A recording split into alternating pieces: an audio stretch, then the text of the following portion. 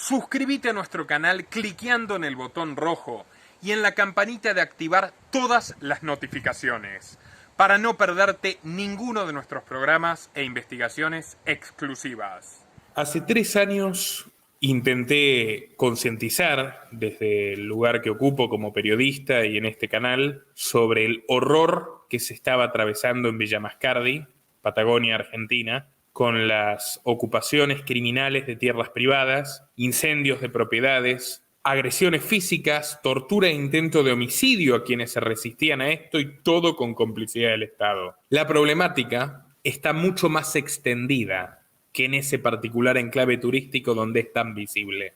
Son varios los puntos de la Argentina donde ya no existe la propiedad privada, donde no existen los derechos individuales fundamentales ni las garantías mínimas, donde el Estado muestra su peor rostro alineado con una mafia violenta, que amenaza de muerte, que tirotea a quienes defienden lo que es legítimamente suyo, que devora a los más débiles. Hoy vamos a contarles un caso estremecedor de Santiago del Estero. Lo he mencionado en un programa anterior y había avisado que iba a entrevistar a una persona que es a la vez víctima de esta operativa y también con un enorme y admirable coraje les ha sentado frente y está concientizando hace mucho sobre este tema. Me refiero a Marisa Figueroa, es un placer tenerla aquí.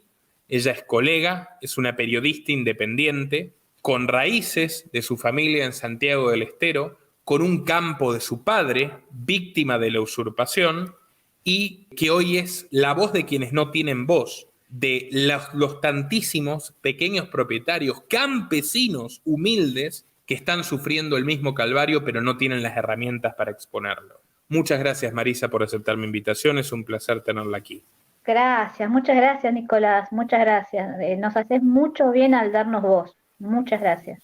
Estábamos conversando antes de grabar, Marisa. A mí realmente me impacta muchísimo lo que me ha contado. Para poner en su lugar algunos personajes y lo que está en disputa, Santiago del Estero es gobernado hace más de 2 décadas por Gerardo Zamora y su esposa. Originariamente radicales, se volcaron hacia el kirchnerismo. Hoy Zamora es abiertamente uno de los principales patrocinadores que tiene Sergio Massa en el interior, el ministro y candidato a presidente. Pero también entra en juego una organización en la cual ya ahondaremos, que se llama Mocase, estrechamente vinculada a su gobierno. Concretamente, Mocase Vía Campesina, que es una escisión del grupo original. Esta organización está integrada a la CETEP de Juan Grabois, otro candidato de Unión por la Patria, ex Frente de Todos, personaje de inmenso y siniestro poder acumulado en los últimos años en su rol de, entre comillas, representante de la pobreza, pero como ya lo veremos,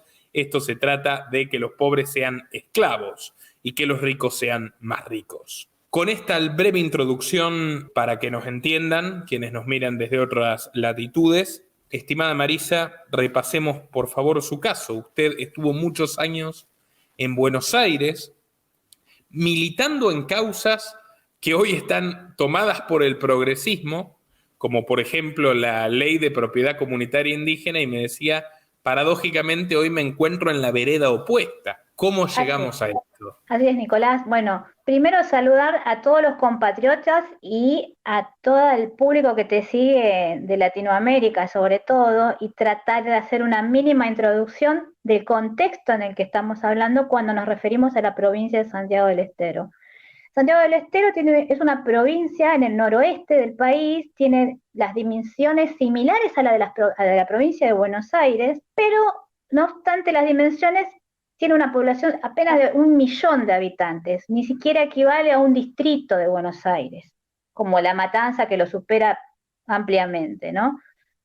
Dentro de este 1 millón de habitantes, tenemos que, no es un dato menor, que solamente existan 50.000 personas que tengan un empleo formal en la provincia, siendo superados por los 72.000 puestos que existen de empleo público y por los más de 200.000 subsidios en pensiones, asignaciones, etcétera, etcétera.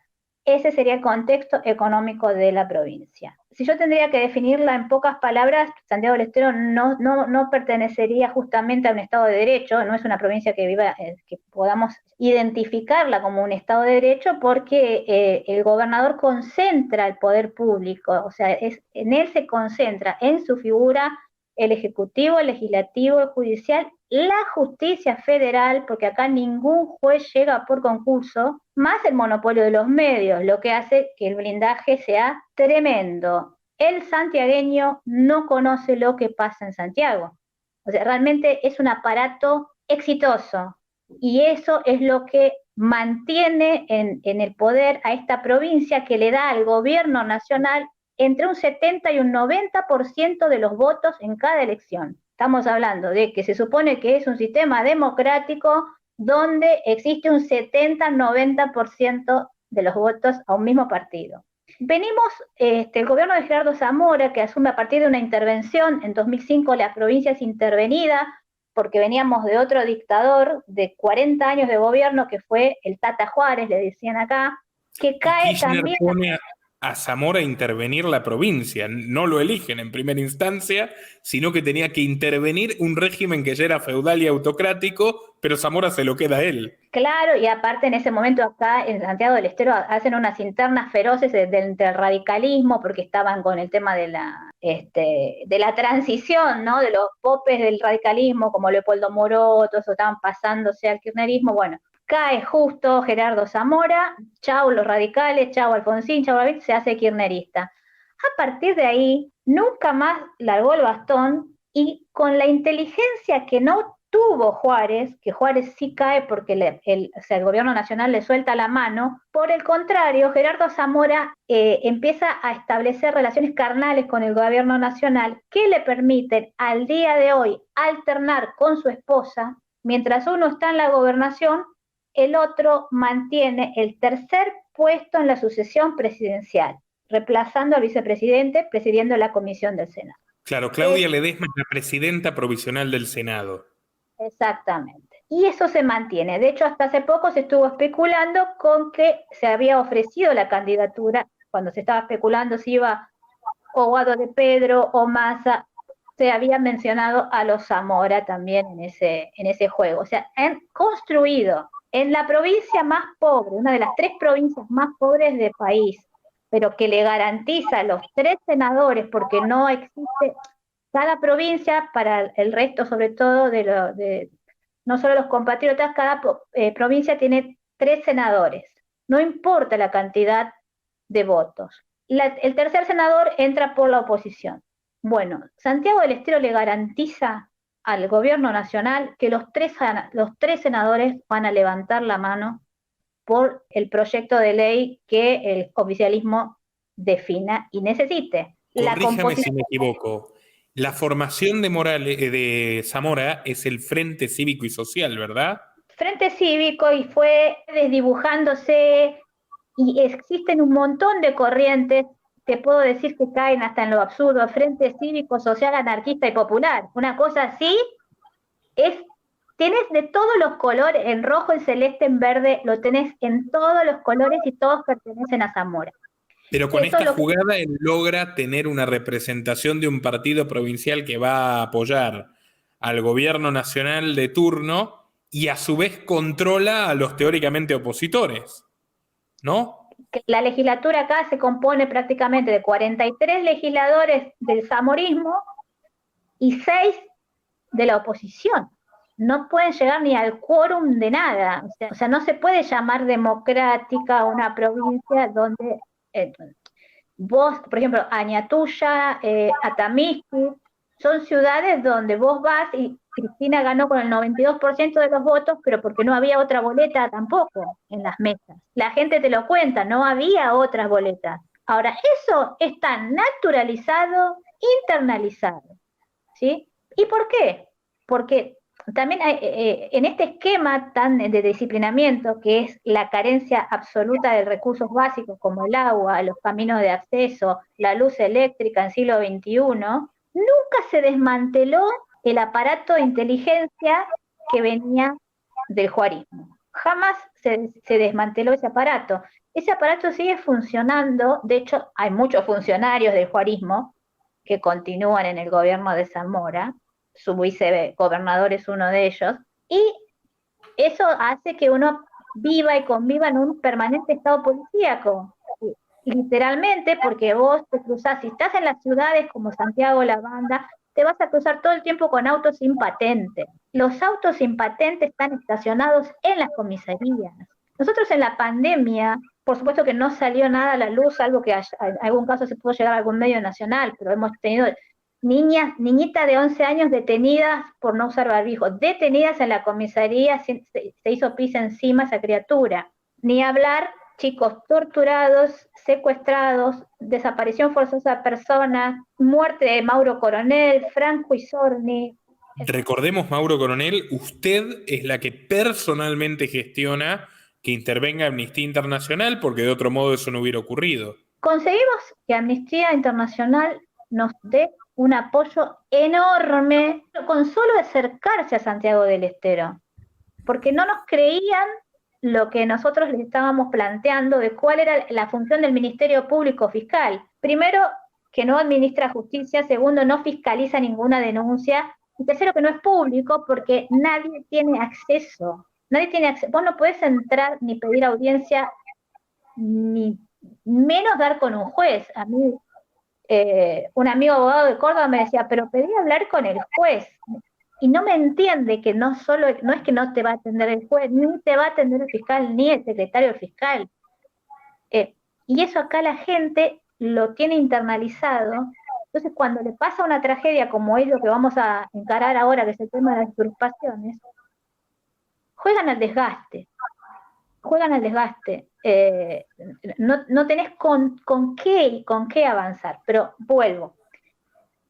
A todo este estado de situación policíaco que vivimos, donde también tenemos desaparecidos, y no, sin embargo, los organismos de derechos humanos no se han hecho eco, ni a nivel nacional, ni a nivel provincial. Nosotros tenemos a Leonardo Gallo desaparecido desde 2012, que es un chango que lo viene a buscar una camioneta oficial para llevarlo a trabajar a un campo, para que iba a estar como encargado. Era un campo que estaba en conflicto y a nombre de una inmobiliaria fantasma, y ahí ya voy tirando algunos elementos. Esto es otro dato de color, el tema de las inmobiliarias fantasmas que hacen negocios con las tierras en la provincia de Santiago del Estero. Ese chico Leonardo Gallo no apareció nunca más. Se lo tragó la tierra, como el caso de Daniel Solano, la gente desaparecida en situación de peonar o peón golondrina, o lo que fuera, se te pone la piel de gallina cuando lo vas conociendo. Bueno, ese es uno de los casos, y después ya metiéndonos un poquito más para tomar dimensión con el tema de la usurpación como sistema, porque acá la usurpación no es un delito. O sea, si bien uno entiende que tipifican el Código Penal, que es un derecho, la propiedad privada es un derecho constitucional, bueno, eso acá no existe porque no estamos en un estado de derecho.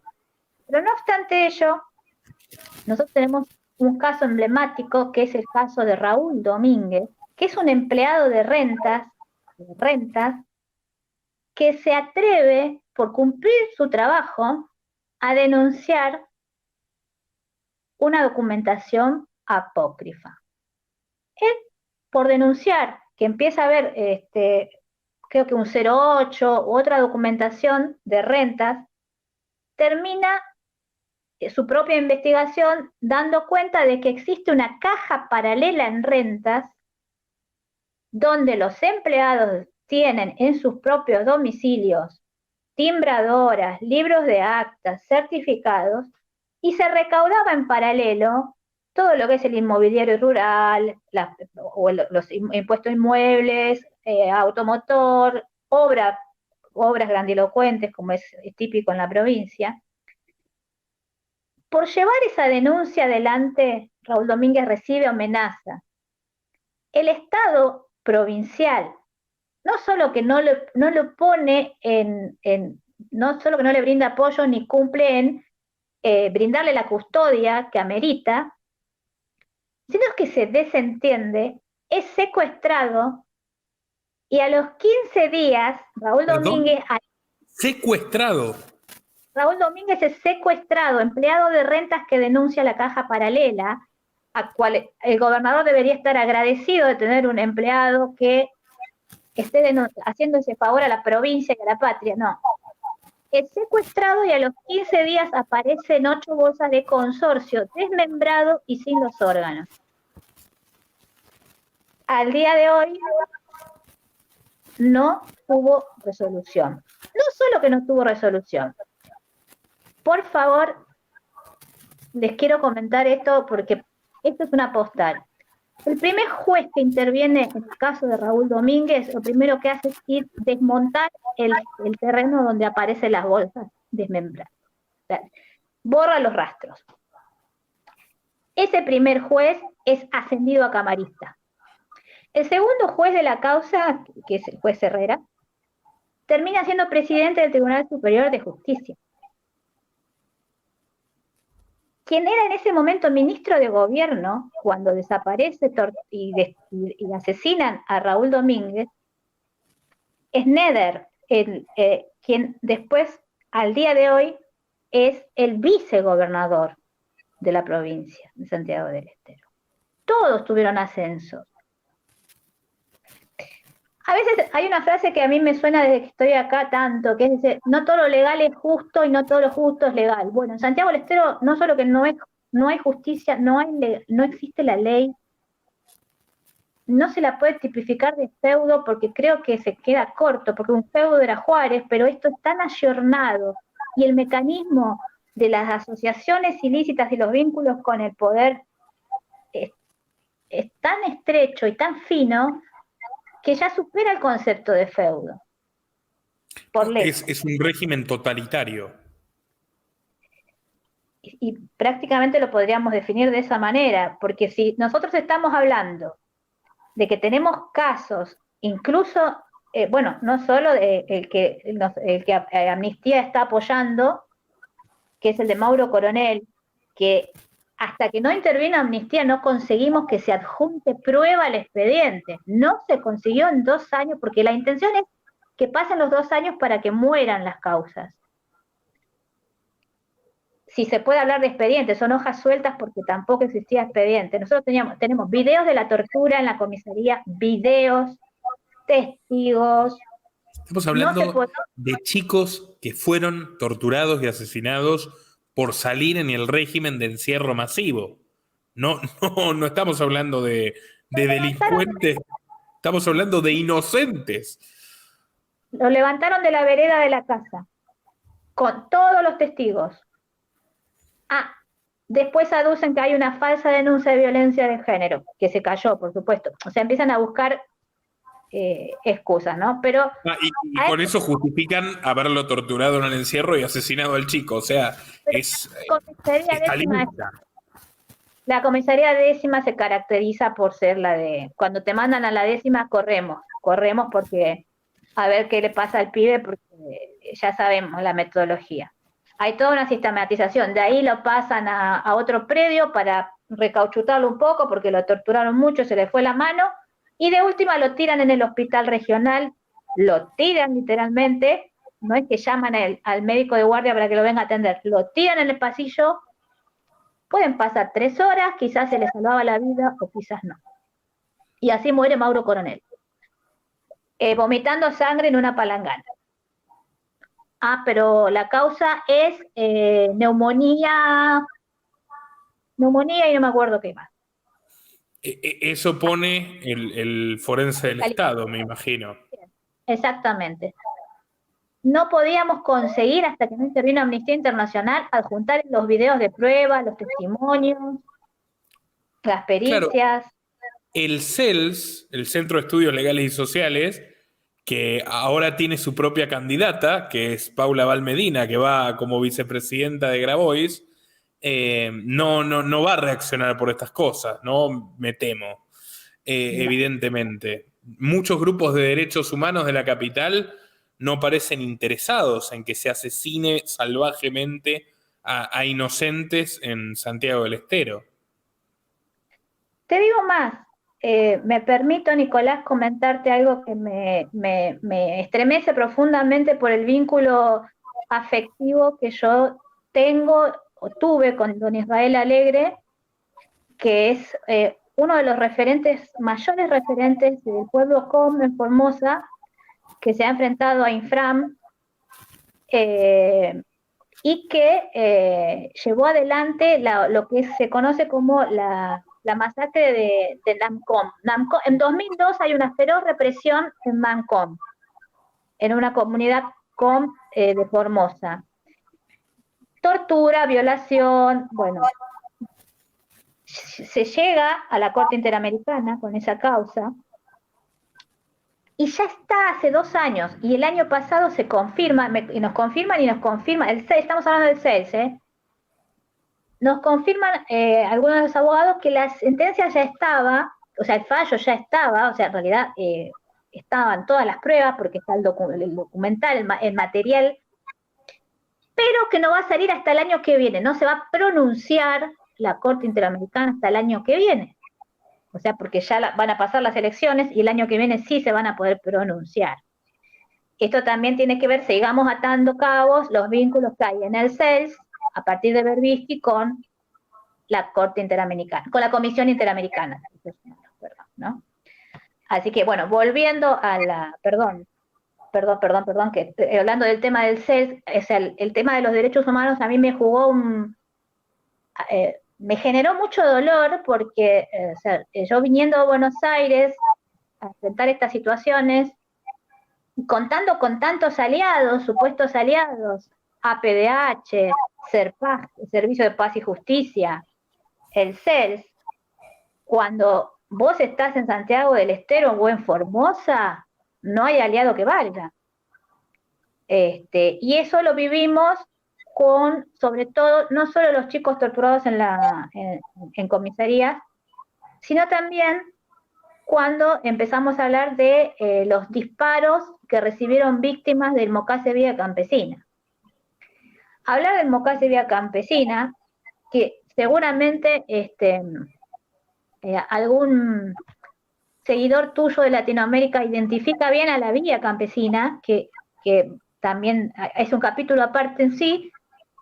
Acá en Mocase es el movimiento campesino de Santiago del Estero, que surge a fines de los 80, yo interpreto como una gesta necesaria y auténtica en plena época del bravo juarismo, ¿no? Una pequeño paréntesis para que tomen la magnitud de quién fue Juárez, el predecesor de Zamora. Es un hombre que gobernó la provincia desde los años 40. Desde que Perón, luego de intervenir, llama a elecciones, Juárez era del Partido Justicialista y gobernó. Durante el peronismo, durante la Libertadora, durante las dictaduras y en los interregnos, y después gobernó hasta el año 2001. Literalmente, o sea, estuvo gobernando casi 50 años estuvo gobernando. Sí. Que cuando Juárez falleció, el gobernador Zamora decretó 3 días de duelo por la importancia de la figura política de Juárez, ¿no? También aclaremos. Que en ese momento estaba procesado por desapariciones en la época de la dictadura. Además. Sí, tiene de todo. Sí. Completito era Juárez, completito. Pero bueno, volvemos a lo mismo. O sea, todo esto se lo condecoró con una bandera de democracia, pero en realidad los mecanismos no han cambiado mucho, que digamos. Y sobre todo claro, cuando uno va a un paraje y porque hay elecciones de comisionados. Acá las elecciones se manejan como en la época del patrón Costa, como decían allá. O sea, un poco más el revólver en la mano. ¿Cuántos son los candidatos? 14. Bueno, el gobernador decide, vas a ganar vos. Vos vas a salir segundo, tercero, cuarto y vos sos quinto. Los 5 van a cobrar un conchavito acá en el ministerio, pero vas a ganar vos. O sea, está definido. Si a las PASO la gente no votó ese candidato, no importa. ¿Por qué? Porque se reorganizan los padrones, terminan mandando a votar a esa escuela a gente de 30 kilómetros con el voto ya asegurado para que gane el candidato designado. Es un mecanismo afinadísimo. ¿Y cuál es el aparato de esta estructura electoral? El Mocase Villa Campesina. En la ruralidad. Nacen a finales de los 80, reclama unas tierras que al parecer la dictadura le entregó a X, que las compraron, ¿no? Los que las tenían, y luego hay una fractura en el Mocase. Yo interpreto, Nicolás, que aquella gesta sí era en principio auténtica. En principio era un conflicto, no había un entrismo ni ideológico, ni mucho menos. Era un conflicto de tierras. Era un conflicto de tierras, que vendría un tipo y se apoderaría o compraría o lo que fuera, y había gente viviendo adentro, y esa gente se empieza a defender y se organiza. Me acuerdo de la época de Chuca Ledesma, de Higinio Santillán, referentes de Mocase de los fines de los 80. El problema de que empieza a tener este movimiento, ya con el zamorismo, empieza todos los mecanismos de cooptación. No obstante, no eran changos blanditos tampoco. El tema es cuando se incorpora la vía campesina al Mocase. Y esto sucede con Ángel Estrapazón, el ex sacerdote, como coordinador. ¿Cómo es el nombre del ex sacerdote? Ángel Estrapazón. Ok. Ángel, un capítulo aparte también. La vía campesina, quizás haya alguien de Brasil escuchando, que tuvo, no sé hoy, tuvo un peso muy fuerte. Allá estamos hablando en mediados de los 90, o sea, de Latinoamérica quizás fuerte fue en Brasil, pero en realidad se genera en realidad entre el País Vasco, África, Francia. Bové era uno de los referentes más importantes, y en realidad cuando surgen la vía campesina, surgen como un grano que estaba molestando a lo que se estaba en ese momento organizando la OCM, la Organización Mundial, la OMC, Organización Mundial del Comercio, que estaba empezando a diseñar las políticas que iban a bajar, las nuevas políticas comerciales para la implementación del modelo que se venía, ¿no? Sobre todo el modelo de que nos vuelven a designar roles, como nosotros que somos productores de commodities, y está ahí. En ese momento la vía campesina tiene un rol, digamos, revolucionario, reivindicativo. Todavía se lo veía sanamente, o sea, yo lo veía incluso sanamente, hasta que, bueno, pasa lo que tiene que pasar, como sucede en estos casos. En ese momento Graciano da Silva, que era un miembro del gobierno de Lula, del PT, y representante de la tendencia del agronegocio en Brasil, desde la FAO, Desde la FAO, la división de alimentos de la ONU. Vendría a ser el Ministerio Mundial de la Alimentación. Exactamente. Él, desde la FAO, diseña, es uno de los que comienza con el diseño de lo que hoy deriva en lo que estamos padeciendo. Estos nuevos conceptos de agricultura familiar, agroecología. ¿Qué pasa? Lo hace con la intención de contrarrestar, de contener, de cooptar, llamémosle como le llamemos, a ese grano que estaba resignificando la vía campesina. Ahora, esto es mi lectura, y también después de seguir a varias generaciones que vienen estudiando este tema, como el Grupo de Reflexión Rural, Norma Giarraca, Michelle Teubal. La vía campesina es cooptada, el mismo Jairo Restrepo lo dice. Ellos en 2015 se sientan, les arman un departamento de agricultura familiar, y se empiezan bajan a Brasil ya y empiezan a hablar como si fuese un descubrimiento todo el tema de la agricultura familiar, como si la agricultura no fuese per se familiar. lo que vino después es otra cosa, agroindustria, producir para exportar, lo que quiera. Igual permítame, es como la retórica del marketing previo a empezar a expropiar y a quedarse con la tierra ajena también. Eh, eh, La cosa era quién podía interpretarlo en el momento. Hoy con el diario del lunes, o sea, no soy ninguna visionaria. Hoy, en ese momento, yo también, bravo la vía campesina. ¿Qué pasa? Esto es ese sello que significa la vía campesina internacional. Después tenés lo que dice, está, la vía campesina internacional, la CLOC, que es la Coordinadora Latinoamericana de Organizaciones del Campo. El MNCI, Movimiento Nacional Campesino Indígena, y el MOCASE. Todos esos sellos, ahora, como si fuese poca cosa, porque yo cuando empecé a hablar, era como dudar de la virginidad de María, cuando yo empecé a hablar de la vía campesina con mis amigos. Usted perdió trabajos como periodista independiente por haberse pronunciado de los crímenes de estas organizaciones, ¿verdad? Absolutamente, absolutamente. Trabajos y amigos, activistas.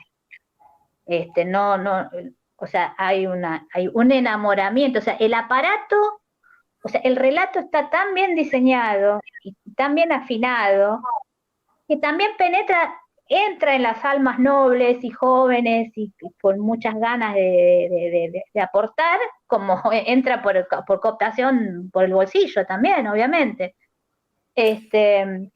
Marisa, usted le toca padecer esto en carne propia. Para empezar a unir los conceptos, por un lado tenemos el régimen zamorista, no olvidar, aliado clave del kirchnerismo, ayudó en la gobernabilidad de Macri también, como suele ocurrir, y es hoy amigo íntimo de Sergio Massa. De hecho, es él, junto con Jalil de Catamarca, quien va a hablar con Cristina para decirle que Massa sea el candidato en esas 24 horas, ¿no?, que duró el experimento de Guado. Él en persona, Zamora. Síntesis perfecta. Eso es Zamora. Okay. Por un lado tenemos a Zamora.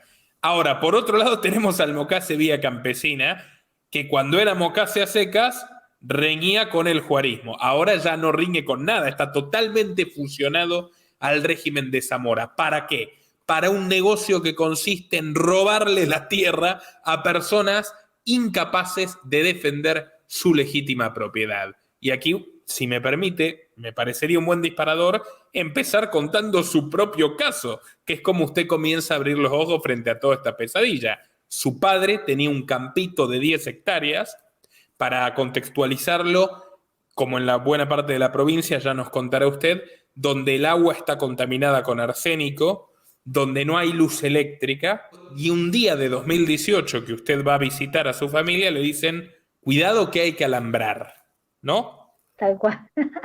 ¿Te acordás muy bien? Sí, yo lo tomé realmente tuve poca interpretación. Siempre, o sea, si bien me crié en el conurbano bonaerense, nunca perdí el vínculo con toda mi familia en Santiago del Estero, así que 3 veces al año fácil me vine, pero nunca me preocupé ni me ocupé del campo de mi padre, que servía para alimentar los animales del campo de mis tíos, de mis primos, que estamos todos juntos en el mismo paraje. De hecho, yo, el mayor orgullo tener esa reserva, es un bosque precioso con una diversidad impresionante. Aclaro que también una zona riquísima, si bien no hay luz, no hay agua, no hay agua por una cuestión de falta de inversión, pero estamos arriba de un acuífero maravilloso, que es por el que se están viniendo. Me dicen, yo vengo en diciembre, todo perfecto, paso unos días, me vuelvo a Buenos Aires, en febrero me dice, hija, te están entrando al campo, no le avisan a mi padre por la edad, me avisan a mí, me avisan mis tíos, topadoras y vivienda social. Me entran por un extremo del campo con topadoras, volteándome a árboles añejos, haciendo una sequía clandestina, que más que una sequía parece un accidente geográfico, que el ancho es más amplio que el del camino nacional, y por el otro lado me instala la comisionado municipal, que sería el intendente, el delegado, me construye una vivienda social para su En su puntero propiedad político. privada. En su Claro, propiedad privada le construye una vivienda el Estado. el Una Estado. vivienda para los ocupadores. Eso es clave. Eso es clave para entender lo que es la provincia. El Estado es el usurpador. El Estado, en Santiago del Estero, el Estado, la usurpación es un fenómeno vertical. No es el Mocase un grupo de loquitos que están haciendo, no, están dentro de un proyecto. Tienen sus modalidades, sus metodologías particulares, pero está todo contemplado dentro de un mismo proyecto. No me pasa solo a mí de que le construyan una vivienda social, le pasa a Oscar Amato en su Mampa. En departamento Robles hay 4 o 5 viviendas sociales en conflicto porque están plantadas en propiedad privada. El problema es que cuando hay títulos, porque ahí tenemos un gran, otro elemento muy importante. En Santiago del Estero se han multiplicado, como en Nación, las direcciones, los departamentos de, como ahora género, ¿no? Dirección de género, Secretaría de Género, Ministerio de Género, bueno, acá con las tierras pasó lo mismo. Dirección de tierras en la Secretaría de Derechos Humanos, dirección de tierras en la Jefatura de Gabinete, dirección de tierras mesa de tierras del Mocase para resolver los conflictos de tierras. Bueno, pasaron 30 años y los poseedores ancestrales no tienen una mensura, un título precario, y hace 5 generaciones que están viviendo allí. Mientras viene un gringo, un porteño, podría ser yo, y dice, soy tonocoté, soy descendiente del pueblo Sanavirón, y tengo más derecho que el habitante que se deslomó para hacer patria en ese monte sin agua ni luz. Abandonado de la mano de Dios, como dice el dicho. Usted acaba de definir el fraude del indigenismo en una frase. Literalmente viene un gringo que dice yo soy descendiente de... y se queda con la propiedad de una familia que estuvo ahí 5 generaciones. Nicolás, yo podría tener mi comunidad indígena, reúno todos los requisitos, yo podría ser tinquina. Tinquina sería ya como la machi de los mapuches, porque reúno todos los requisitos. Yo soy descendiente indígena, yo te manejo algunas palabras de quichua. Bueno, acá los parajes casi todos hablan en quichua, o sea, reunimos los requisitos, vivimos en el monte, te puedo hacer unas geniales empanadas de iguana, perdón por los veganos, pero, o sea, que tengo todos los requisitos, tengo los huesos de mi familia enterrados ahí. Me reúno 12 familias y ya tengo los casilleros completos para presentar mi comunidad indígena, Nicolás. Y con eso me dan una carpeta técnica, el INAI me da una carpeta técnica, mandan del INAI, el Instituto Nacional de Asuntos Indígenas, mandan un técnico, que el técnico, cuando llega, ¿a quién se dirige? Al puntero. ¿Y puntero qué le va a decir? Desde allá hasta allá es todo de mi comunidad.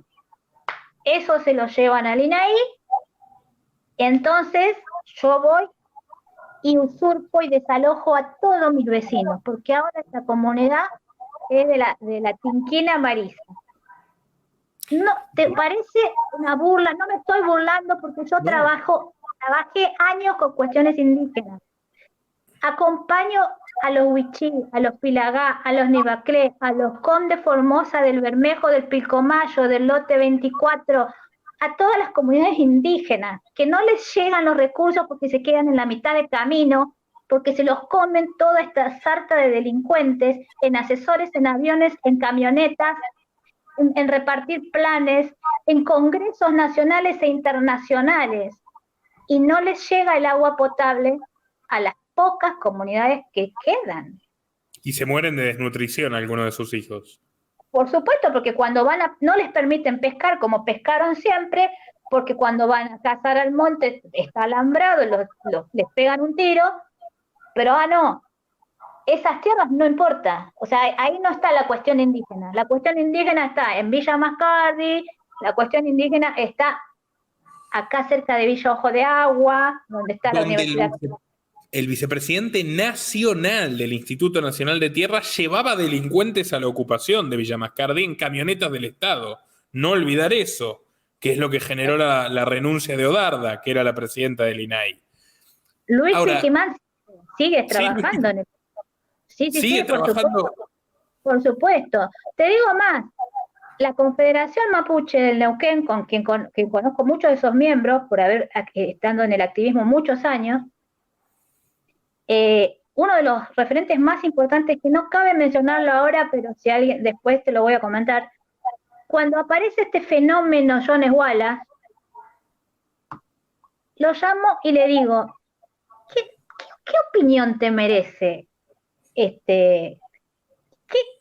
¿Cómo me lo definirías políticamente a este fenómeno?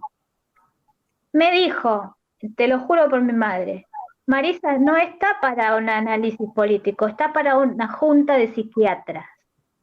Me lo dijo el mayor referente de la Confederación Mapuche del Neuquén. Eso sí, me lo dijo a mí en off.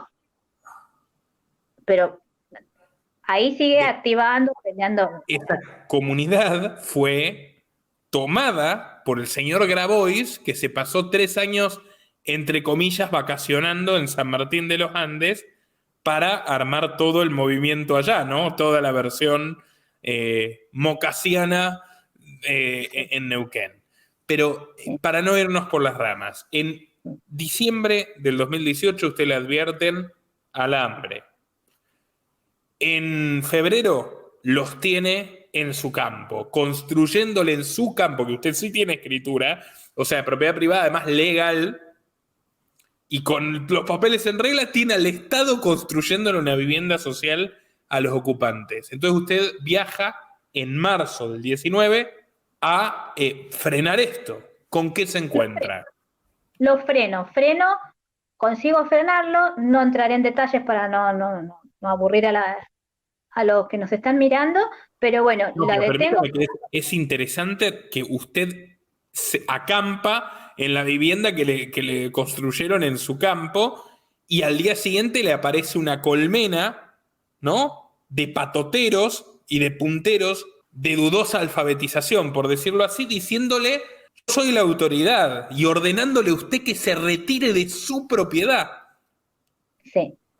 Aparece la comisionado Beatriz Nicolosi, en ese momento comisionado municipal, ordenándome que me retire porque ella es la autoridad, que yo me quiero quedar con la vivienda social. Lo hago así sencillo, ¿no? No tenía esa habilidad para hablar de esta persona. Le explico que lo que menos me interesa son esos ladrillos, que yo no voy a permitir que construyan en la propiedad de mi padre, porque nosotros, o sea, somos generación y generación, es la primera propiedad que tiene mi familia. Mi padre y mi madrina, que son personas de 80, 90 años, nacieron en Obrajes. Todavía no teníamos, la familia Figueroa no tenía tierra propia. Así que díganme si yo no voy a defender esas 10 hectáreas. Es la primer tierra propia que tiene mi familia. Entonces yo le explico que no me interesa su vivienda, yo lo que no voy a permitir es que la tierra de mi padre sea usurpada, y ahí empieza a desencadenarse todo un entramado de policíaco, porque viene, bueno, los patoteros, los punteros, la policía que miente en la declaración a la fiscalía, yo a la policía le muestro mis escrituras, la policía declara en la fiscalía que yo no presenté ningún papel para tapar al comisionado municipal. Y bueno, resumiendo, hablo con la fiscalía me dice, no, entonces esto es una cuestión política, vas a tener que iniciar una demanda civil. La fiscal le dice: abandonamos tu caso, básicamente, en la cara. Y usted comenta que cuando va a la fiscalía, usted que está bien vestida, viene de Buenos Aires, la dejan pasar, y a los campesinos que están reclamando que le robaron sus tierras, igual que usted, no los dejan pasar. Exactamente. Esa esa aculturación, yo creo que es parte de ese disciplinamiento, porque los mismos que te atienden en mesa de entrada de la fiscalía también son hijos de campesinos, la mayoría. Sin embargo, yo observaba cómo discriminaban a sus pares, a quienes podrían haber sido sus abuelos, sus orígenes, y pude interpretar que a mí me dejaban pasar por la ropa. Es tremendo, o sea, es algo brutal. Imagínate este pobre campesino que le usurpan, como a mí, en medio del monte, que le usurpa un escribano, que ahora les voy a contar quién es el escribano, y tiene que conseguir a alguien que le cuide los animales para poder irse en sulky hasta el pueblo, o en moto en el mejor de los casos. Esperar el colectivo 2 horas para venirse a la ciudad para que no le tomen la denuncia.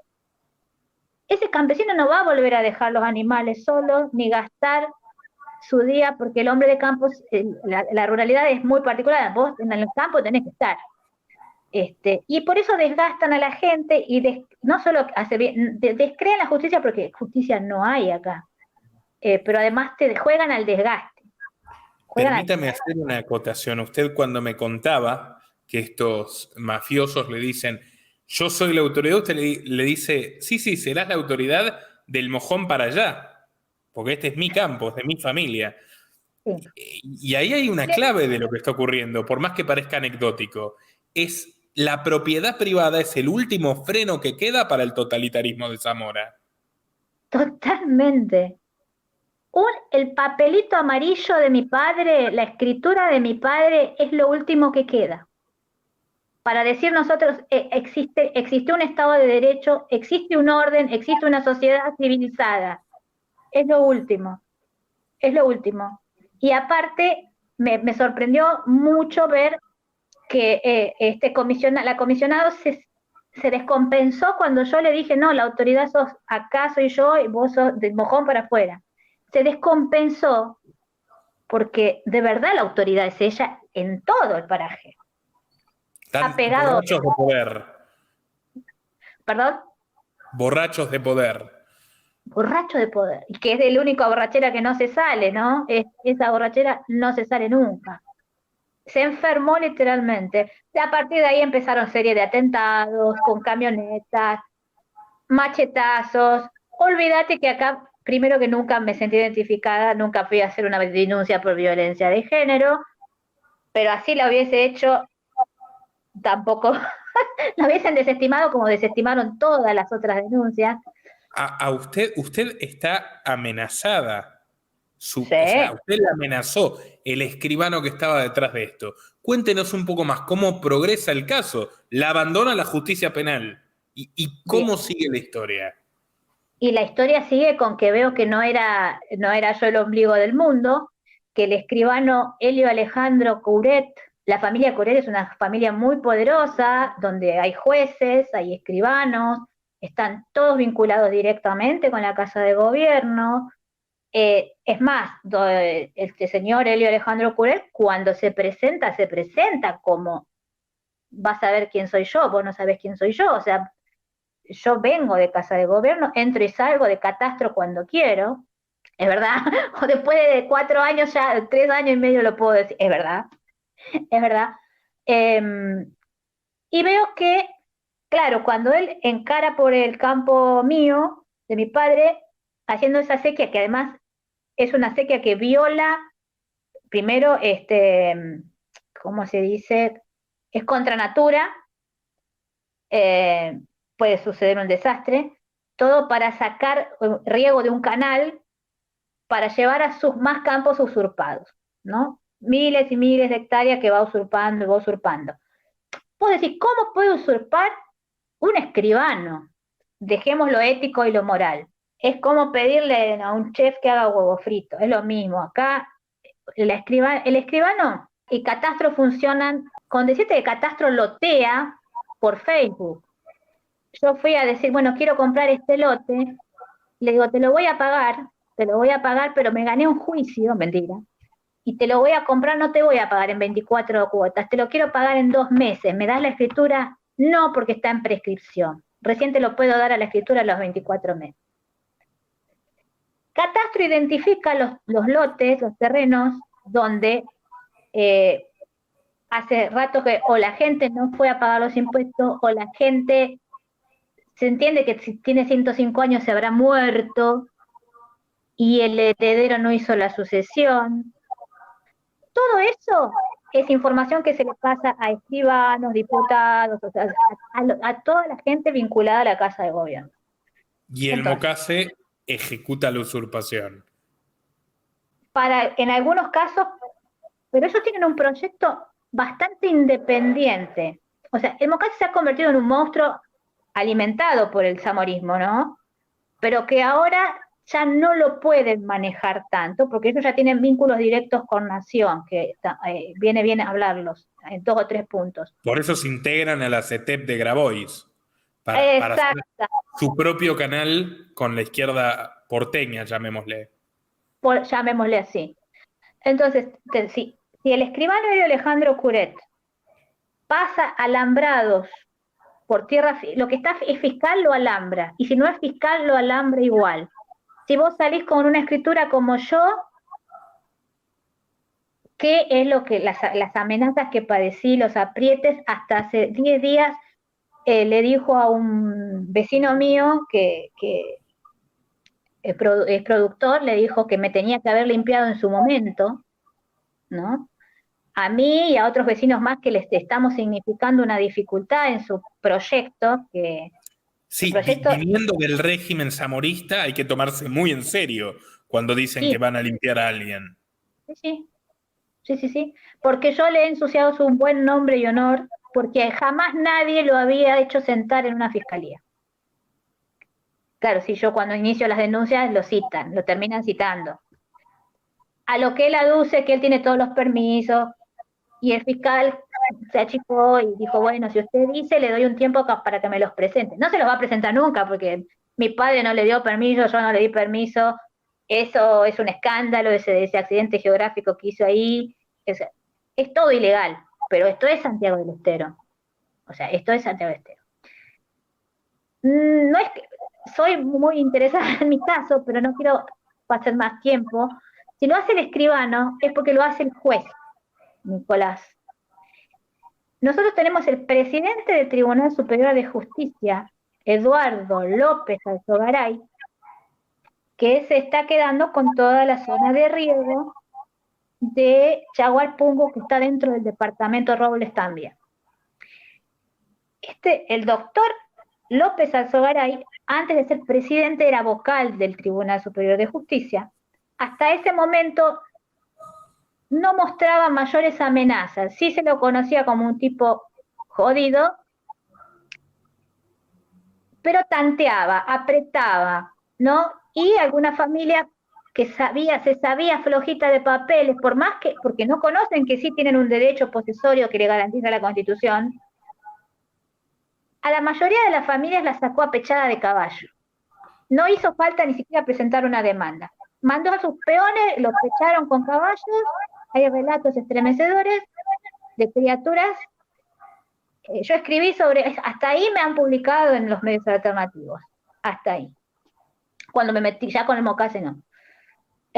Buscamos apoyo del Mocase para frenar a López Alzogaray en su avance contra la última familia ejemplar de campesinos que se autoabastecían. Don Manuel Acelcio Ardiles, quinta generación de productores que con la leche de sus vacas se criaron los 5 parajes vecinos, mandó a sus hijos a la educación terciaria criando cabras, sembrando algodón, sorgo y maíz, nunca dependió ni pidió nada a nadie, y tenía título perfecto de 1977, escritura perfecta. Cuando lo ascienden a presidente, de vocal pasa a presidente de la Corte de la provincia, inicia una demanda de desalojo contra la última familia campesina, que era los Ardiles, 30 hectáreas, pero en una zona clave de riego, porque tengamos en cuenta Santiago del Estero, un 20 o un 30% tendrá riego. Le presenta una demanda por usurpación y le demanda por desalojo.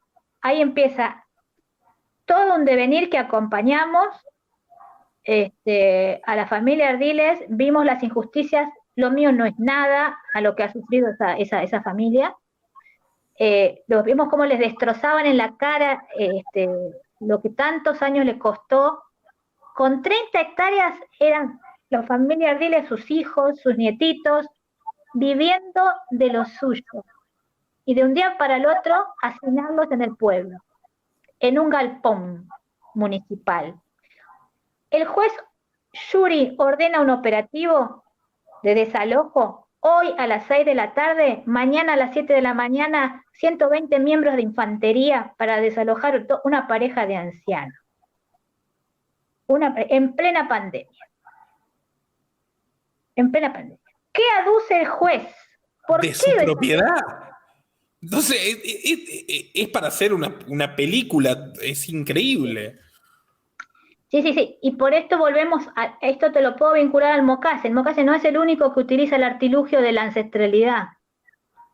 El juez los desaloja, el juez Yuri por orden porque el demandante es el presidente del Tribunal Superior de Justicia, López Alzogaray. Él aduce que es heredero de toda esa zona porque su tataratía Margarita contaría con una merced real, una merced de Tacana, una merced, estamos hablando previo a la constitución del Estado-Nación. Ancestralidad. O sea, con ese criterio que vengan los Borbones a quedarse con todo, ¿no? Y que les devolvemos la casa también. Exactamente, el título perfecto de 1977, con impuestos al día, con derecho a riego, con carné de productor, no vale. Sí, no vale. Un viaje al virreinato en todos sentidos esta historia. Exactamente. Entonces, si en la provincia de Santiago del Estero usurpa el presidente del Tribunal Superior de Justicia, usurpa el escribano vinculado a la Casa de Gobierno, se está entregando toda la zona del departamento Copo, que hay hasta una reserva provincial. Ahí tenemos a Chomo Díaz peleando en soledad. ¿Cómo no va a usurpar el Mocase Vía Campesina, que maneja una cantidad infinita de recursos económicos, maneja todos los planes sociales, potenciar, tarjeta alimentar?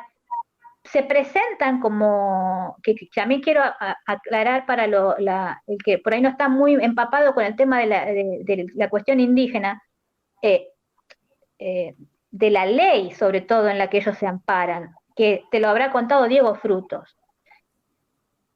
El Mocase Vía Campesina arma comunidades. Yo no quise tener mi comunidad, pero yo tranquilamente podría tener, porque vinieron un montón a hacerse comunidades acá. Entonces reciben, viene el INAI, dice, bueno, todo esto era de mi tatarabuelo Lito, macanudo, carpeta técnica. Pero esa carpeta técnica, que está contemplada en la ley 26.160, tiene un carácter administrativo, la hizo un técnico, porque el INAI tiene carácter administrativo. Y la 26.160 es una ley de emergencia, por lo tanto no puede estar por encima de la Constitución Nacional. Y si fuese una ley de emergencia, que lo es, no se puede haber prorrogado 4 veces, ya tendría que estar cumplimentada. Cuando se la reglamenta, eran las comunidades que se hallaban en las tierras hasta el 2004, 2006, no me acuerdo. No, mentira, se siguen todos los días, pululan, salen las comunidades, brotan las comunidades indígenas por todos lados. Por eso apareció el fenómeno de Mascardi, que ni los mismos mapuches viejos descendientes reconocen a estos nuevos. No, por el contrario, son víctimas. O sea, los mapuches que están ahí hace 200 años, son víctimas de estos nuevos usurpadores que les tiran de todo, les prenden fuego las cosas. Es increíble. Ahora, bueno, y el Mocase Vía Campesina básicamente se dedica a robarle a los campesinos pobres. A los verdaderos, a los de verdad, a los que hablan la quichua, a los que son nativos, a los que son tataranietos y que nunca se movieron, a los que no quisieron formar parte de su organización. Ese es el punto, porque si vienen, hacen el relevamiento territorial y tu casa quedó en el medio, tu casita quedó en el medio, está mal de campo. Porque decir, no, yo con el Mocase no quiero saber nada. Te usurpan. te usurpan. Lo peor que puedes hacer es ir a denunciar, porque te van enseñando eso, porque si vos te vas a denunciar, perdés la posesión. Yo conozco gente que ha convivido 5 años con los usurpadores, porque entendió que una vez que vos estás yéndote, le estás reconociendo la posesión. ¿Por qué? Si ya acá sabemos que el jefe de fiscales de la Rúa, que ya le pedimos entrevista y no nos la dio como asamblea, te va a decir, no podemos hacer nada, porque ellos están amparados por la 26.160. Ni la leyeron, Nicolás, porque la 26.160 te aclara perfectamente que no interviene en conflictos entre privados. No tiene ninguna injerencia. Es solamente un relevamiento de carácter administrativo para llegar a la propiedad comunitaria, a tener el título de propiedad comunitaria, que se ve en 2 o 3 casos, menos donde están los indios de verdad, menos ahí, porque les vienen a los pilagales vienen demorando porque no se hacen kirchneristas, no les entregan la personería y viven ahí en la lomita de Rincón Bomba, desde 1940 que fue la masacre. Así que esto es toda una tergiversación, han ensuciado todas las banderas, no, las banderas las han ensuciado todas. Te quiero dar 2, 3 nombres de referentes del Mocase de Vía Campesina. Perfecto. Ángel Estrapazón, que es uno de los ideólogos de la estrategia, que la estrategia viene a romper la paz social, porque eso es lo que quiere decir, porque no es que siempre existió violencia en el campo, o sea, existió, o sea, en el siglo pasado, el pequeño campesino, el pequeño agricultor, convivía perfectamente con el chacarero más grande. No quiere decir que no existan otras violencias, quizás una explotación, un mal pago, lo que vos quieras, condiciones laborales. Pero no existía esta violencia. Esta violencia es mentada, hay una ideología atrás de esta violencia, y es la usurpación. No permitir la paz social. Puedo detallar por qué lo digo. Ángel Estrapazón, Adolfo Farías, un asesino. Juan Chazarreta. Juan Chazarreta bien. ¿Un asesino, dijo? Asesino mansalva. Comandan las guerrillas de usurpación. Digo guerrillas, ¿por qué? Porque tienen entrenamiento, porque tienen financiación y porque tienen estrategia, porque cuando van a agarrar a un hombre mandan todas mujeres, porque cuando van a agarrar a varios hombres mandan a los niños al frente para que si caen detenidos después salgan por ser menores. Antes de usurpar arman una campaña mediática, ya que cuentan con el sacrificio que vos conseguís mantener tu canal. Ellos tienen 6 radios, más medios de comunicación alternativos, el Ministerio del Público, el Ministerio del Pueblo, lo que se te ocurra, y la Universidad Campesina que recibe financiación internacional. Permítame un comentario sobre Estrapazón porque me vino a la mente, claro, es un ex cura bendecido con Grabois y el Evita, es parte del movimiento Evita, por el Vaticano, que estuvo representando a los usurpadores de Mascardi también. Es todoterreno el hombre. Ya me parecía... Y recuérdeme el asesino, ¿quién es el asesino? Adolfo Farías y Juan Chazarreta. Ellos en realidad serían los intelectuales, ¿no? Porque te puedo decir los nombres, Guillermo Cejas y Alcides Acosta, por ejemplo. Ellos han disparado a matar, y no te estoy hablando del último caso que fue el de Amato, ¿no? Te estoy hablando de Alberto Ponce en Sumampa, que le pegaron 2 tiros en el tórax por el que sobrevivió de milagro con 8 cirugías y que todavía tiene secuelas. Asesinos, hablo de asesinos, que además te aclaro que en el campo de Alberto Ponce hoy están viviendo ellos, ya salieron de estar detenidos, y están viviendo los usurpadores, los que le dispararon a Alberto Ponce, al dueño del campo, están viviendo en el campo de Alberto Ponce. Que yo relaté hace unos días cómo Mocase le disparó a Oscar Amato. Exacto. Un señor que fue a trabajar el campo con sus propias manos, que construyó su galpón con su propia mano y su mujer, y que desde que se lo robaron, lo privaron legítimamente de la libertad, lo amenazaron, lo golpearon a él, a la mujer, su mujer murió en todo este proceso de angustia y tal. Él volvió para alambrarlo con enorme valentía después de 20 denuncias donde no le prestaron atención y se comió 12 perdigonazos de escopeta, 12 disparos en realidad de escopeta. Podría estar muerto. Y cuando fue a hacer la denuncia, el subcomisario Wilson Isla no le quería dar copia de la denuncia. Se negó a que vayan a hacer un peritaje.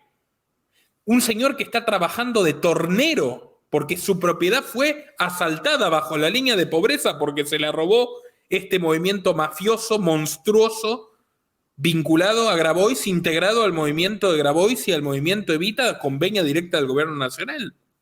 Exactamente. Asesino. Respecto a la policía, igual no es el caso de Amato una excepción, a mí tampoco, hay que pelear.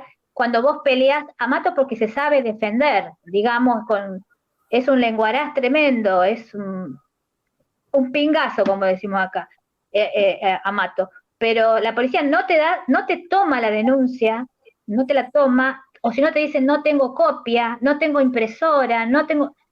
Las denuncias que yo le hice al escribano nunca llegaron a fiscalía, tuve que ir a hacerlas a fiscalía, presentar toda documentación de nuevo. Pero volviendo al Mocase, ellos están manejando, financiados, entrenan modalidad como entrenaba Quebracho con los palos Punta Blanca, porque la gente te lo cuenta.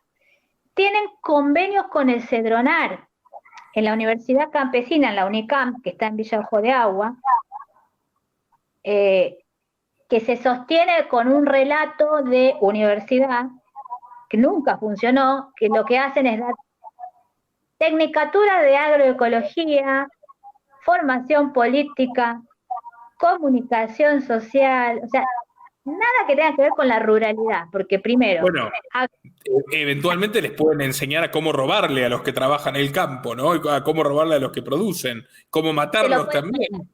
Sí, Daniel Quinn te puede contar cómo le han robado las sandías, porque dice, esto se hace en los agroecológicos, cuando hacen una feria es porque nos vinieron a robar a nosotros, porque no son capaces de sembrar.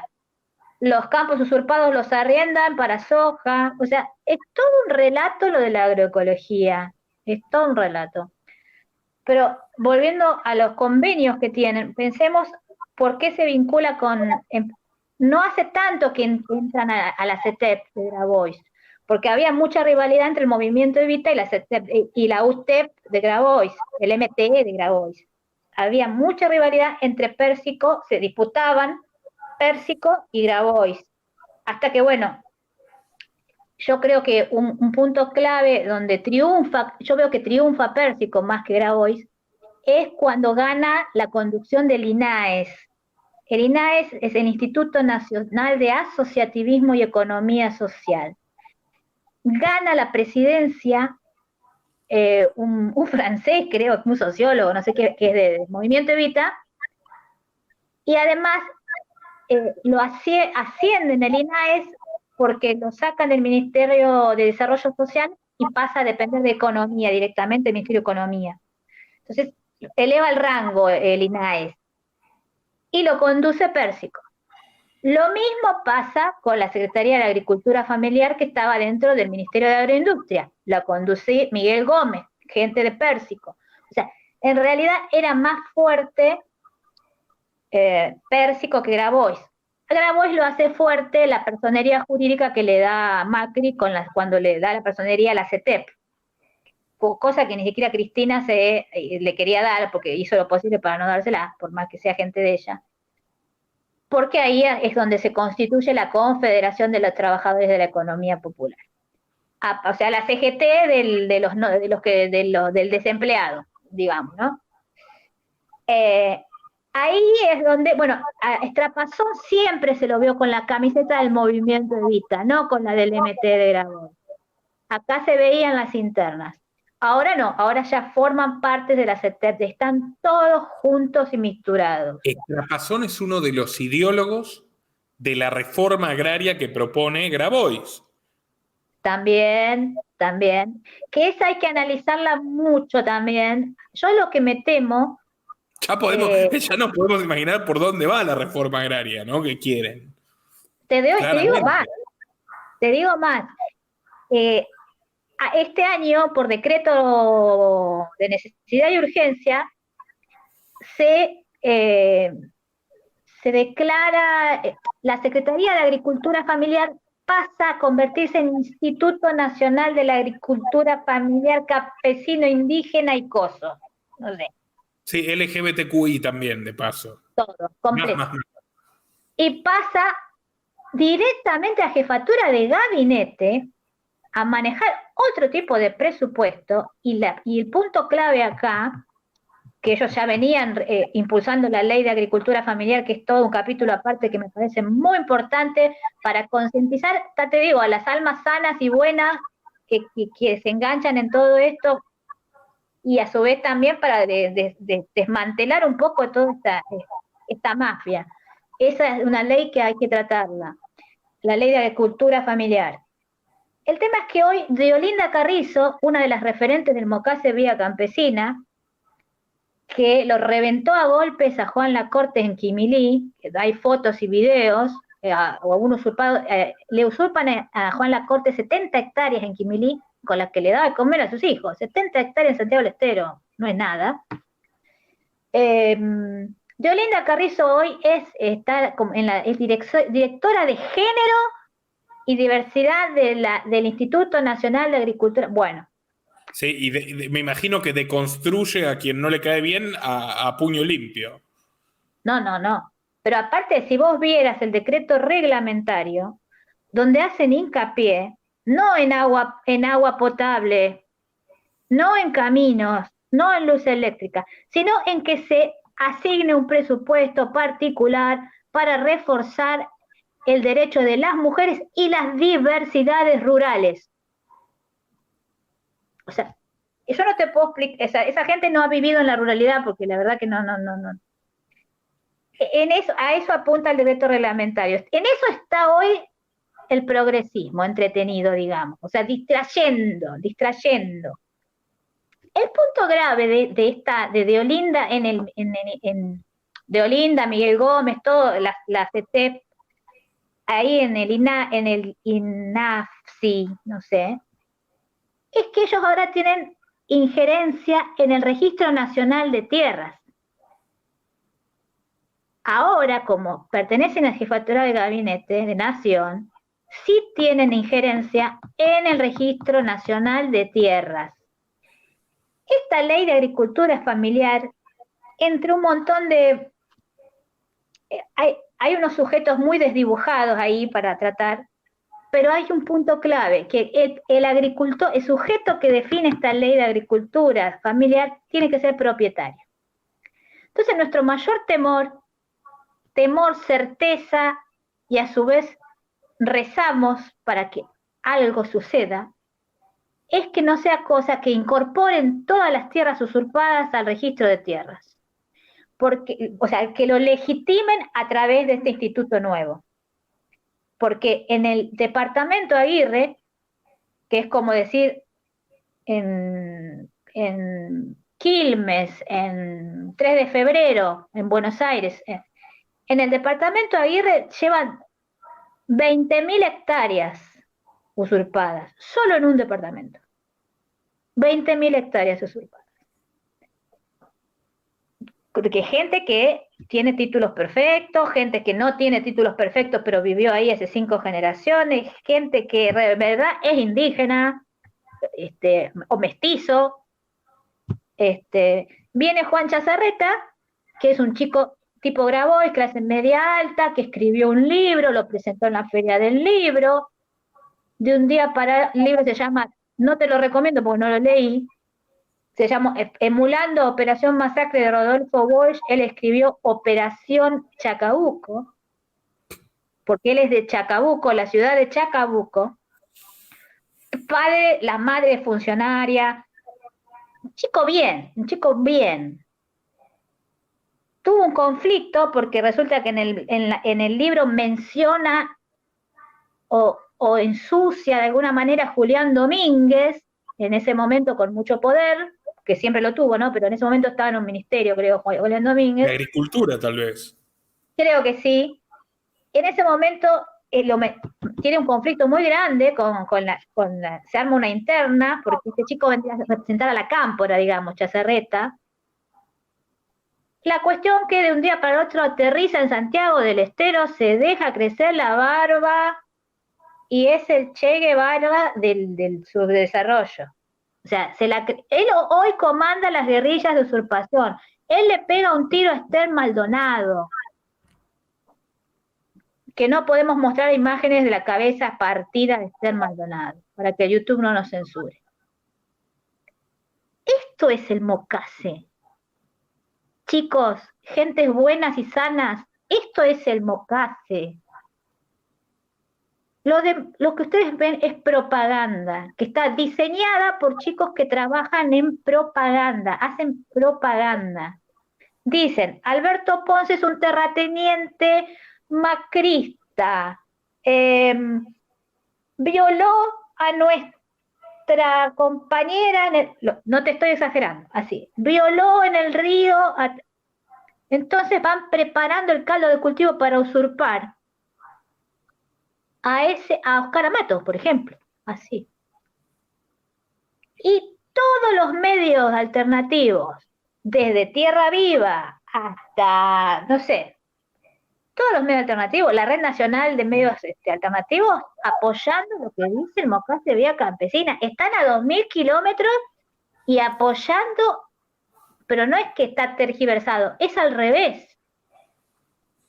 Es al revés. Algo más delicado aún, que yo sí de esto no puedo hablar, en sentido que no puedo dar pruebas, pues tengo que hablar solamente de modo potencial, es la vinculación con el narco. Una vez que nosotros fortalecemos la asamblea, acá lo que yo me integro a la asamblea, yo no sabía que existía esta asamblea, no sabía que existía tal cantidad de víctimas. Cuando yo me integro a la asamblea, los productores me comienzan uno en particular de Colonia Dora me llama y me dice, ¿vos sabés que a mí me ofrecieron comprarme el campo? Ah, qué suerte, le digo yo, porque no acostumbran a comprar. No, pero me dijeron que se lo deje barato, porque necesitan sí o sí un campo en esa zona. Pistas de aterrizaje. Participamos como asamblea en los foros de seguridad rural de productores grandes como APRONOR, APA, donde los productores grandes sí tienen la espalda para poder decir algo que yo no puedo decir, y es la vinculación con el narco. Es la vinculación, nosotros estamos en la ruta 34, sabemos que la ruta 34 es la ruta del narco, y que además, donde sí tendría que estar el Estado, que es inclusive en que, a ver, mi familia, mientras existían los ferrocarriles, no necesitábamos al Mocase al Mocase menos, pero a Grabois para que nos lleve las sandías hasta el mercado central porque la mandábamos en el tren. Pero resulta que ahora todas las vías del tren, el ferrocarril, está al servicio del Grupo Urquía, de la aceitera General Dehesa. Senador kirchnerista en su día. Exactamente. Entonces, lo que hablan los productores grandes es cómo es el circuito de la droga. Cómo es el circuito de la droga hacia los puertos, ¿no? Nosotros ya sabemos, hay un informe internacional que ya designa a Santiago del Estero como un eje importante para la salida de la droga de los puertos a Europa. Todo tiene que ver con todo. Por eso, insisto, en la usurpación acá se sistematizó, la gente la empezó a naturalizar, hay mucha gente que se entrega, que ya no pelea porque no tiene con qué, pero acá estamos hablando de que van contra lo último que queda de lo que supimos conocer como propiedad privada y sobre lo último que queda como autonomía y autoabastecimiento económico, digamos, porque la familia Ardiles no necesitaba ni de planes, ni de patrón, ni de nada. Entonces, digamos, no molestaba, generaba, producía. Y ese es un enemigo, por lo que yo llego a esta conclusión, que hay que domesticar, clientelizar, porque a donde va el Mocase, expulsa gente, porque le usurpa a Daniel Quinn, que sembraba y tenía sus 2 vacas, y que después iba a la cosecha del más grande para trabajar y peonar. Entonces terminan expulsando, porque lo primero que hacen es agarrársela con los peones de los medianos productores para que no haya nadie para que lo defiendan al campo y se meten. ¿Qué es lo que pasó cuando Grabois se va al campo de Luis? Terriblemente irregular toda la actitud de Luis y tal, pero Grabois se va ahí a pelearse con los peones, no con Luis. Es la estrategia del Mocase, pelearse con los peones. Esta estrategia la arranca Estrapazón. ¿Cómo? Supongamos, vamos a decir en un caso de irregularidad, porque Santiago del Estero es irregular. Viene un señor, López, y compra un campo, de buena fe, o no. Compra un campo, tiene su título, como hoy lo tiene Curet. Curet, el escribano Curet figura como poseedor de todo mi paraje y de parajes vecinos y se va al departamento Ibarra y figura en catastro como poseedor cuando él vive en un departamento. Un megalatifundista. Pero lo más es que de verdad lo ve, yo tuve acceso a las mensuras de catastro y él figura como poseedor. Y esa pobre gente se va a enterar el día que le llegue la orden de desalojo. Es una tragedia. Hoy en Argentina te pueden quitar tu casa con este procedimiento. Si esto sigue así, nadie dice absolutamente nada. No, es así. Es así. ¿A usted la llama el vicegobernador de Zamora? En una asamblea que tuvimos en Salavina, en el departamento Salavina, sí, me hace llamar por un abogado. Me cita, más que una invitación, fue un poquito con otro tono. Sí. Pero eso fue porque la asamblea ya empezó a tener una forma propia y empezaron realmente el gobierno se empezó a encontrar con que realmente nosotros no, o sea, lo único que, nosotros estamos por la vida rural, estamos defendiendo lo último que queda de la vida rural, con todo lo que implica. Esto excede, Nicolás, la propiedad privada. Esto, nosotros imagínate que todas estas poblaciones subsisten porque saben vivir sin laboratorios, saben vivir sin tarjeta de crédito. Y eso es lo que está pasando con el MT de Grabois. Los bancariza, entra en la ruralidad, implanta sus merenderos de hidratos de carbono a las 4 de la tarde, porque, a ver, para la gente de ciudad, primero, definamos pobreza, cada uno sabrá quién define qué es pobreza y qué es no. No tener un smart es ser pobre, bueno, sí, son pobres. Ahora, pero comen todos los días. Todos los días. Probablemente mejor y más sano que nosotros. Más sano que nosotros. De las cooperativas de Grabois. No. Estuve en Villa Luján, en Quilmes, donde se origina el movimiento cartonero, Nicolás. Y estuve paseando ahí con mi prima, porque tengo amigos en Villa Luján, de aquellas épocas del movimiento cartonero y el tren blanco. Y están igual o peor que antes que tengan un dirigente como Grabois que nunca juntó cartón, ¿no? Porque esto también es un oxímoron. Él dijo que si hubiera tenido que juntar cartón, preferiría tomar un arma y robar de caño, palabras literales. Bueno, ahora roban de otra forma, en otra escala, con el Estado como arma ejecutora. Sí, pero es un robo. A los pobres que roban. Robin Hood al revés. Todo es al revés. Y aparte es un robo blanqueado, porque la ley de economía social ya les designa un 28% para la administración de los planes. O sea, ya todo es tan, aparte de que de los planes, Grabois inventó algo impresionante, ¿no? Si bien la mayoría o todos los movimientos retienen un porcentaje de los beneficiarios de los planes, él inventó con esto de la CETEP y de las y de los tongos con las y los institutos y el gobierno, una serie de federaciones, cooperativas, asociaciones, y terminó incorporando al campesinado, que yo tengo al campesinado o a la familia rural, como le quieras decir, como el último símbolo de una sociedad que se está extinguiendo, con mucha sabiduría, porque en realidad, a ver, vienen los popes de los laboratorios a convivir con los indios 2 meses para ver cómo carajo se curaban cuando se achaban un pie y sangraba, cómo se cortaban la hemorragia. En el campo se sigue haciendo igual. O sea, hay mucho conocimiento en el campo, en lo poco que queda de la ruralidad, de los viejos. La última despedida, don Marico Gramajo, fue hace 20 días, falleció con 104 años y montó su caballo hasta hace 2 años. Quiero darles la postal de lo que es la vida rural, no la semi-rural, la urbana, la agroecológica. Estamos hablando de que en lo que queda de ruralidad se vive con salud hasta los 100 años. Es para interpelarnos, ¿no? Pero lo que hizo Grabois al instalar sus merenderos es intentar conurbanizar la ruralidad, ¿no? Conurbanizar.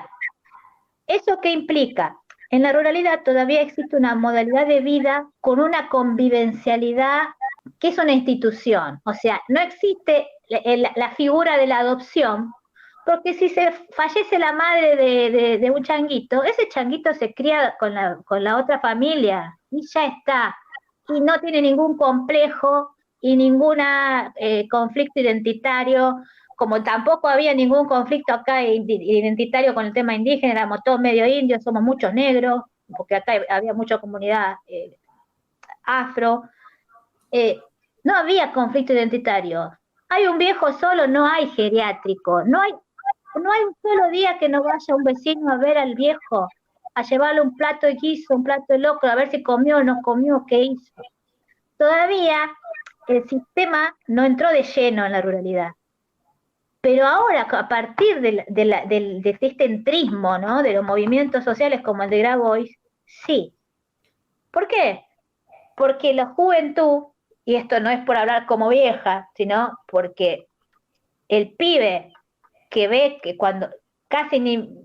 Te cuento, mi propia familia a la ciudad no van nunca. Pueden llegar a ir al pueblo, pero a la ciudad nunca. No necesitan ir a la ciudad. No les seduce ir a la ciudad. Llega Grabois y yo lo comparo con cuando llega la televisión en el COVID. Vos tenías que ver, yo estando en el pueblo, veía venir los sulkis, que son, por lo general, 2 o 3 personas pueden ir en un sulky, y vos veías venía del monte adentro el sulky con barbijos, los dos. Entonces vos definías, claro, esa persona tiene una pantalla solar y por eso ve la televisión con batería. Y por eso tiene miedo y se viene desde el medio del monte con el barbijo al pueblo, ¿no? O sea, cómo operan, o sea, cómo todo lo que es ajeno al mundo rural y sano, también operó yo pienso que es como un proceso aculturador, ¿no? Y operó en la juventud, porque una vez que el chico tenía un plan para ir al cajero y sacar 9.000 pesos en su momento con la tarjetita, y la verdad que lo veía el gil del padre a las 5 de la mañana, que ya iba a mover los animales, llevarlos a la sombra, correrlos a las cabras, llevar el agua y la verdad que... Permítame decir una cosa. A una generación entera, hijos de obreros, trabajadores, etcétera, la convirtieron en buena medida en súbditos, plebeyos, esclavos del Estado, en el conurbano. ¿Quieren hacer lo mismo con la gente del interior? Es el último eslabón, Nicolás, es el último eslabón. ¿Por qué? Porque es el último eslabón de arraigo. Acá la gente resiste por arraigo, no resiste ni por comodidad, ni por facilidad, porque la vida es sacrificio. Acá la vida es sacrificio. resisten por arraigo, por lo que le costó a sus antes tener lo que tienen. Y perder lo que tienen puede llegar a costar. La vida. Yo lo veo, mi propio tío dice, él si se lo llevan, lo sacan de ahí, se muere. Es la gente que vuelve a mandar al pueblo y se muere de depresión. Se muere. Es la gente que resiste desde el arraigo. Entonces, esta gente no lo va a entender nunca. Por más que hagan proyectos y le pongan rimbombantes títulos de arraigo, o volver a la tierra, o esto o el otro. Sí, volver a la tierra no, es ir a la tierra ajena, a quedársela, a echar al dueño y después, permítame, porque esto es lo que corona todo, a venderla. Es un formidable negocio inmobiliario. ¿Venderla o arrendarla? Sí, señor, así es. La democracia se arrienda o se vende.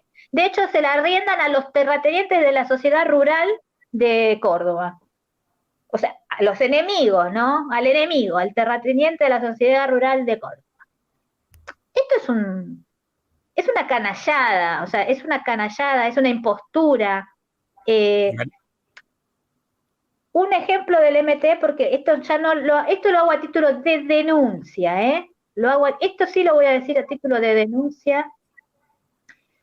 ¿Cómo está operando el MT? Entendamos que en la Argentina, uno de las bases de distribución más importantes está en el mercado central de las frutas y verduras. El manejo de la caja del mercado central la tienen los movimientos sociales, como en todos los ámbitos. Como en el Ministerio de Desarrollo Social de Buenos Aires manejan 4 pisos ellos, bueno, la caja del mercado central también la manejan ellos. La UTT, el MT, el Movimiento de Vitas, bueno. Entonces, al manejar la caja es que también a Grabois le empieza a interesar la ruralidad. ¿Por qué? Porque había que armar estructura. ¿Por qué consigue tan fáciles ahora los avales para candidatearse? Denuncia número 2, no era lo que iba a denunciar. 45, él dijo algo así como 40.000 avales en 3 horas. Claro, si son todos los esclavos, los siervos de la gleba que tiene él. O me firmás o no comés mañana. No, es que las firmas ya las tenía de antes, Nicolás. ¿Te acordás cuando el IFE? ¿Cuándo fue lo del IFE? 2 años atrás, 3 años atrás. Este ingreso, en plena COVID, este ingreso que daba el gobierno a los que no tenían empleo. El MT se ofrecía, primero te anota para darte el plan, pero además de eso, para anotarte en el IFE, como la gente no tenía ni luz, ni menos va a tener internet, les pedía la fotocopia del documento. Y anoté un montón de gente en el IFE. O sea, no necesitas la fotocopia del documento para anotarlo, cargarlo en la base de ANSES ni nada.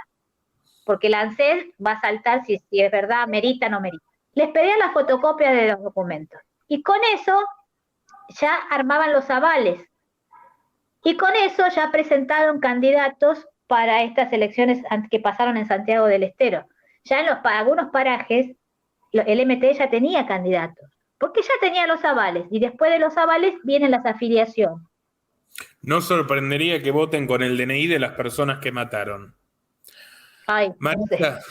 Sí, no, porque es lo único que falta a esta triste y grotesca historia. ¿Cómo puede ayudar la persona que está mirando esto y que está tan indignada como yo? ¿Hay alguna forma de acercar recursos a la asamblea? ¿Visibilizar? ¿Tiene alguna red en particular para seguir? Sí, vamos a dejar al pie, si es posible, o en los comentarios, nuestra página de Facebook, nuestro correo electrónico, un número de teléfono, pero sin duda, nosotros entendimos que esta pelea no es judicial, porque justamente la justicia, o sea, lo que acá le llamamos justicia, está atada de pies y manos, por decirlo de alguna manera. No hay orden, mientras no cambie el gobierno, y eso no quiere decir que lo que venga, digamos que se mueva un poco el avispero, o hasta que no haya muertos, porque lo que hace el MOCAS es buscar muertos, ¿no? O un mártir para ellos mismos. Porque un día que Amato, están esperando cansarlo a Amato, que Amato se arme, digamos, y van a mandar un changuito de ellos, planero, porque mandan planeros a usurpar, como mandan chicos en recuperación de adicción a usurpar, porque tienen convenios con el Cedronar. Entonces, están esperando eso. Esto es el Chaco. Ellos son como los Sena del Chaco. Te digo, Sin duda. Cristina Loaiza sería la Milagro Sala, ahí en el departamento Aguirre. Silvero Aguirre, Pocholo Aguirre, los Montenegro. Esto es una red. Tienen fildo, tienen carnicerías, tienen camionetas 4x4, tienen Son una parrillas. corporación, como le decía Nancy, nuestra común amiga en la entrevista que me hizo en Perfil. Son una corporación. Son una corporación. Esa sería la definición, porque tienen los huevos en todas las canastas. Y algún día tendríamos que hablar de los que están afuera, porque a través de Grabois, a ver, ahora que hizo las paces con el CELS, entiendo que lo desalojaron a Verbitsky, que tal vez por interna con el Papa Francisco, con el Vaticano, nunca se llevó bien con Grabois. Ahora el CELS está en manos de quién es la candidata a vicepresidente, Paula Valmedina, hija de Montoneros. ¿Y el CELS qué es? ¿Una caja colectora de la Embajada de Inglaterra, de la Open Society Foundation de George Soros, de la Fundación Ford? Entonces, algún día también habría que ahondar un poco, o nos tocará la oportunidad, en el trasfondo geopolítico de un aparato que está depredando tierras en el interior de la Argentina. Porque eventualmente no solo sea un negocio para los Massa, para los Grabois, para los Zamora. Vos lo dijiste perfectamente, pero además está estafando económicamente y moralmente al último campesinado. Cierro con el CELS. El CELS el Mocase Vía Campesina tiene dentro del CELS sus propios abogados. Abogados del Mocase Vía Campesina dentro del CELS. Que a su vez, los del CELS, sabés que también son los mismos de la Secretaría de Derechos Humanos de Nación, los de Pietragala. Trabajan los mismos. En el CELS, como uno es Palmieri, no me acuerdo. Bueno. Cuando digo estafa, esta es la denuncia, y los dejo descansar y seguimos en contacto, en todo caso nos escribimos. La estafa concreta campesinado de estas organizaciones que vienen a la ruralidad, primero que llegan y no te preguntan qué necesitas, porque si llegan y les preguntan qué necesitas, como nos pasó, necesitamos que nos acompañen a reclamar por la luz. Ah, no, a eso no vinimos. Necesitamos que nos acompañes a reclamar por agua. No, eso tampoco. Bueno, entonces necesitamos un tractor, porque nosotros todavía traccionamos a sangre. Mi zona tracciona a sangre, todavía con animales. Los caballos están mejores que los cristianos, digamos, pues son caballos cuidados. Pero quiero decir, si querés dar una mano, tráeme un tractor, no me traigas 500 planes, que nosotros con un tractor nos arreglamos 10 familias. ¿Sí? No, te traigo un merendero a las 4 de la tarde. Acá se almuerza a las 11:30 del mediodía, a las 12, sagradamente, y en familia y en la mesa. En la mesa a esa hora en familia. Así que la gente está así, porque almuerza a su casa y después va a almorzar al merendero para cobrar el plan. Mientras tanto, te voy a mandar una foto del Facebook de Juan Grabois, donde está la foto de mis vecinos de Villa Hipólita. Dice: primera cosecha de melones del MTE rural que marcha al mercado central. Está la foto como si fuese que toda la vida se hizo eso, pero bueno, él se lo atribuye, ¿no? Tengo el testimonio de los vecinos, de 3 de mis vecinos estafados, 3 solamente que se atrevieron a denunciar. Y ha venido el segundo de Grabois para calmar los ánimos. ¿Quién es el segundo de Grabois? Lautaro Leverato, el ingeniero agrónomo Lautaro Leverato, que prologó el libro de la reforma agraria, que firma con Juan Grabois. Y bendice el Papa Francisco, permítame agregar. ¿No? Bueno, este vecino mío, ahora, en la última cosecha de melones, se llevó 300 cajas de melón, ¿no? A 1.500 la caja, que le queda a él. Imagínate porque ellos dicen que vienen a suplantar la tercerización del camionero. Ellos se quedan con la mordida del transporte y con la mordida del mercado central. Porque si a él le iban a pagar 1.500 el cajón de melón, es porque allá le iban a pagar 2.500 el cajón de melón en el mercado central. Bueno, en melones le deben a mi amigo 2 millones de pesos, en melones. Más 500 bolsas de cebolla a 3.000 pesos la bolsa, que allá la venden a 6 o a 10. O sea, ya le mordieron a él. O sea, cambia el explotador, digamos, nada más. 1,5 millones de pesos. El explotador tiene barba, remerita roja, ¿no? Y se dice a ver la historia, claro. anticapitalista. O sea, a un campesino, te digo, que no tiene luz, y no tiene agua, y no tiene camino, y que está desde las 5 de la mañana levantado, le estafaron en 4 millones de pesos. Con eso él cubría los costos, los gastos de la semilla, de esto, del otro, y para reinvertir de nuevo. Lo estafaron, no le pagaron, te hablo uno de los 3. A otro directamente le dijeron que la mercadería se la decomisaron. Total, de acá, ¿qué va? Si la mayoría son analfabetos, Nicolás, están estrangulando al campesinado. Ha descrito verdaderamente un sistema horroroso que en cierta forma uno puede tener pantallazos de Jujuy con Milagrosala, Chaco con Locena, Mascardi con los pseudo mapuches porque no lo son. Evidentemente vemos en Santiago del Estero un capítulo de todavía peor intensidad de todo esto. Y bueno, son síntomas de un fenómeno más amplio, nacional y regional, podríamos decir que está presente en toda América Latina, a través del cual quienes se disfrazan de justicieros sociales son lo peor de lo peor de lo peor del peor cáncer que le puede tocar a la sociedad, ¿no? Muchísimas gracias y vamos a dejar aquí datos de contacto. Mi canal tiene las puertas abiertas para usted, para que volvamos a hablar de esto las veces que sea necesario. Quiero que la gente también sea consciente, cada una de las personas que vio esto, que usted ya fue amenazada por estos personajes. Y bueno, ponerme a su disposición, a todos además quienes quieran ayudar, e invitar a todos mis colegas, periodistas, comunicadores, que ayuden a visibilizar esto. Porque debería estar, yo lo he escuchado, Nobleza Obliga a mencionárselo a Francisco Olivera en el programa de Carlos Pañi, las notas que hizo Nancy, la del portal Bichos de Campo, y no he visto más.